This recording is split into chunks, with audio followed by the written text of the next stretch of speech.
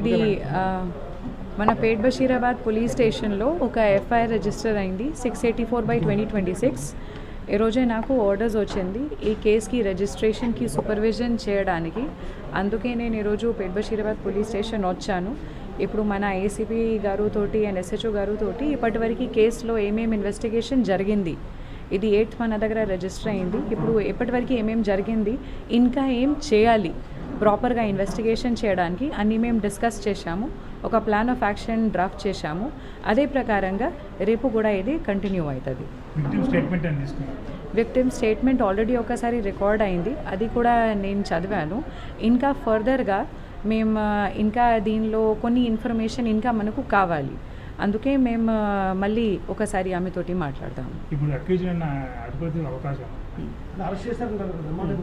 అది ఖచ్చితంగా ఇది మనకు అతను దొరికితే అతనికి ఆఫెన్స్ ప్రూవ్ అయితే మేము ఖచ్చితంగా అరెస్ట్ చేస్తాము.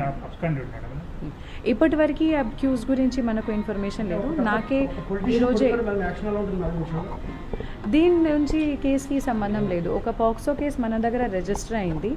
పాక్సో కేసు రిజిస్టర్ అయిన తర్వాత ఇప్పటివరకు చట్టం ప్రకారంగా ఏమేం కేసులు చేయాలి, లాస్ట్ 1-2 డేస్లో కూడా మన వాళ్ళు చాలా ప్రయత్నం చేసి అన్ని డాక్యుమెంటేషన్ కలెక్ట్ చేశారు.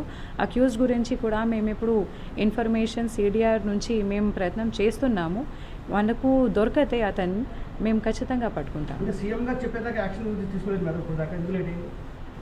నాకు ఈరోజు ఆర్డర్ వచ్చింది. ఈరోజు ఆర్డర్ వచ్చినప్పుడు నేను ఇమీడియట్లీ 1 అవర్ లోపల వచ్చాను అండ్ మేము పని స్టార్ట్ చేస్తాము.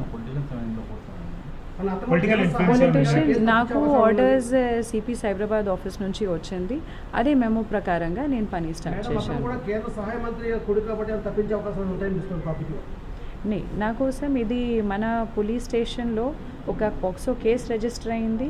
ఇది విక్టిమ్కి ప్రాపర్గా జస్టిస్ ఇవ్వడానికి మన బాధ్యత ఉంది. కేస్ కంప్లైంట్లో ఏమేమి ఉంది అది అన్నీ వెరిఫై చేసి ప్రాపర్గా ఇన్వెస్టిగేషన్ మేము చేస్తాము.